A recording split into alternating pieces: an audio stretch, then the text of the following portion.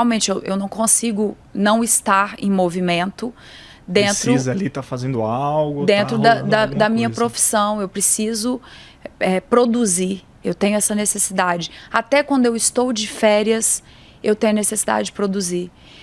Seja um conteúdo, alguma coisa, é muito complicado para mim, às vezes, ficar durante 3 dias descansando, tipo, simplesmente. Off total. É Você muito diz difícil. produzir assim, até tipo redes sociais, fazer, sei lá, fazer um conteúdo no Instagram, no Stories, essas coisas, ou não é produzir, não, tipo, de escrever música? Não, isso para mim não é produzir, é escrever texto. Eu escrevo muito texto. Entendi. E às vezes, lógico que esses textos eles precisam vir de uma maneira mais natural, né, fluida assim para mim, mas na maioria das vezes eu também condiciono a minha cabeça a ter ideias, a buscar ideias e construir os meus textos em cima daquelas ideias ou temas, entendeu? E na pandemia eu resolvi escrever o livro, então eu comecei a colocar isso ali em prática e já fui atrás de uma editora, fui atrás de pessoas para me ajudarem, de profissionais para me ajudarem a fazer essa orquestra, né, funcionar, porque como eu nunca tinha escrito um livro e você precisa de um exato número de palavras, de frases para cada página, então tem toda uma coisa a ser realizada que não é tão simples assim. E eu não sabia disso, então eu precisei dessa ajuda e isso tudo aconteceu em 3 meses. Nossa, rápido? E eu consegui escrever e lançar no mesmo ano. Tudo Caramba. Muito rápido. Em menos de 6 meses, o livro já estava lançado. Entendi.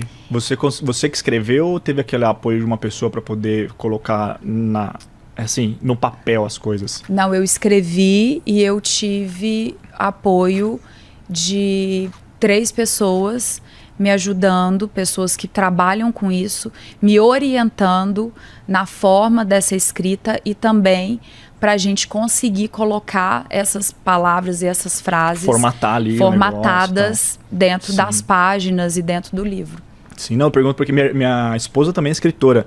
Ela escreveu um livro, inclusive da nossa história, né, de amor. Que legal! E ela tem um livro de crônicas. Então eu vivenciei uma parte assim dentro de casa, essa questão de escrever livros. Sim. E um beijo, amor, te amo, hein? E aí é muito difícil, porque eu falava, amor, e aí? Não, eu tô no capítulo que eu preciso escrever isso. E assim, tinha momentos e momentos, né? Você que falou, a naturalidade já tem que, sei lá, tem que vir de dentro. Tem que de fora pra dentro, de dentro pra fora, eu acredito, não sei. Sim, e é muito engraçado porque vem os meus textos, eu tô finalizando um livro agora, o meu segundo. Mais um, já tá no forno já.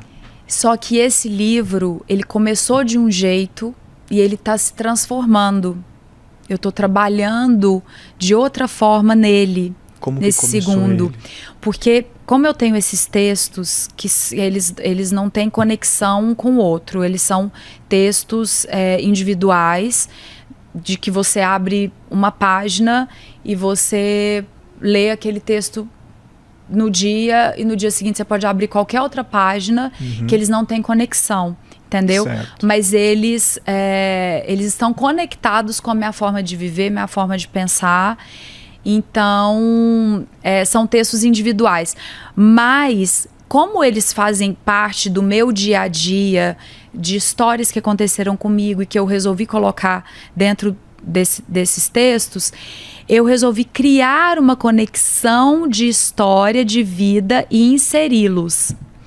Mas eu ainda estou conversando com a editora para ver se a gente vai contar dessa forma ou se vai ser somente um livro com os textos individuais, entendeu? Soltos ali. Soltos. Gente, vocês acham que é fácil escrever um livro? É muito tenso. E eu produzo muito de madrugada. E eu tenho insônia, às vezes. Ferrou. E quando eu tô com insônia, eu acordo, eu falo, eu não acredito que eu perdi o sono. Mas na hora me vem alguma ideia e eu começo a escrever muito na madrugada. Então eu componho, eu vou pro piano, eu componho de madrugada.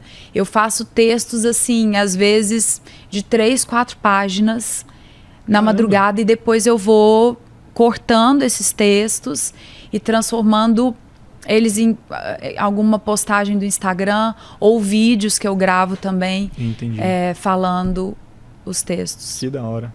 Ô Mariana, você nesse livro, você aborda algumas questões que é referente ao como alcançar os seus sonhos, né? De uma forma mais, não simples, né? Sentindo ali. Sim. Você acredita que isso daí também se aplica no dinheiro? Nas finanças? Totalmente. No livro eu falo muito disso, que está relacionado à lei da atração, que é realmente o que eu acredito e o que eu sigo na minha vida e prego e prezo por isso. Porque eu acredito totalmente que o que você emana para o universo é o que você tem de volta. E quando você pensa na abundância como um todo, não só na saúde, não só no amor, não só no trabalho, mas também em relação ao dinheiro, você recebe isso de alguma forma. Se você pensa na escassez e reclama pela escassez, você clama 2 vezes. Então é o que você vai trazer. O universo ele não entende tempo, né? Isso é física quântica. Então, tudo aquilo que você joga é o que você vai receber. Então, reclamar é clamar 2 vezes, é pedir na sequência. E quando você tem esse pensamento da abundância envolto, e esse sentimento é o que você vai trazer de retorno, é o que você vai ter de retorno. E isso está muito relacionado ao dinheiro. Ontem mesmo aconteceu uma coisa, eu estava indo para o estúdio, onde eu ensaio, e é um caminho longo, assim, ele é distante da minha casa. E... É distante mesmo? Porque a gente está em São Paulo, né? Às vezes o perto demora demais também. Não, ele é distante 1 hora, assim. Não é longe. Então, 1 hora no trânsito. Eita, nós. Ele é bem distante. E eu tenho meu motorista, mas ontem eu estava a fim de dirigir. Então eu falei para ele não ir, porque eu gosto de colocar uma música, eu estava a fim de dirigir.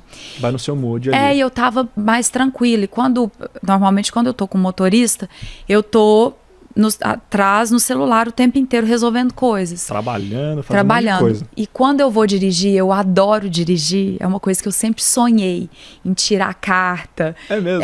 Porque tá relacionado à minha independência, à minha liberdade, sabe? Entendi.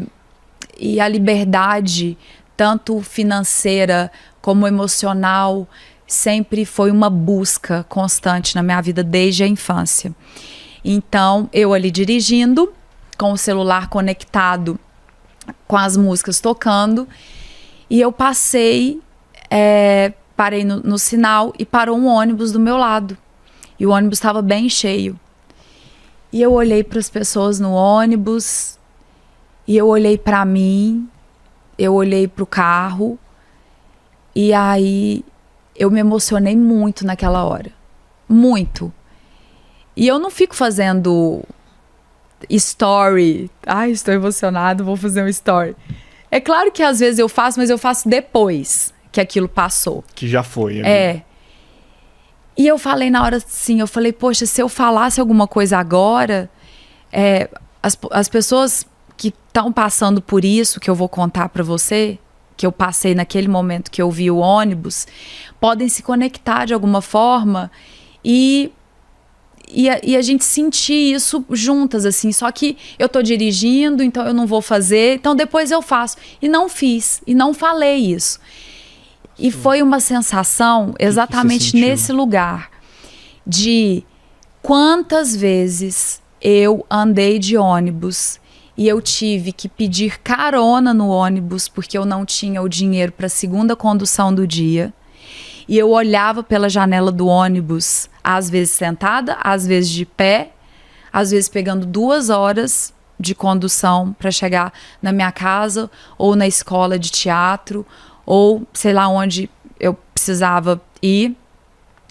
E eu olhava para os carros do lado e eu falava, um dia eu vou ter meu carro, eu vou dirigir aquele carro e eu vou olhar por outro ângulo.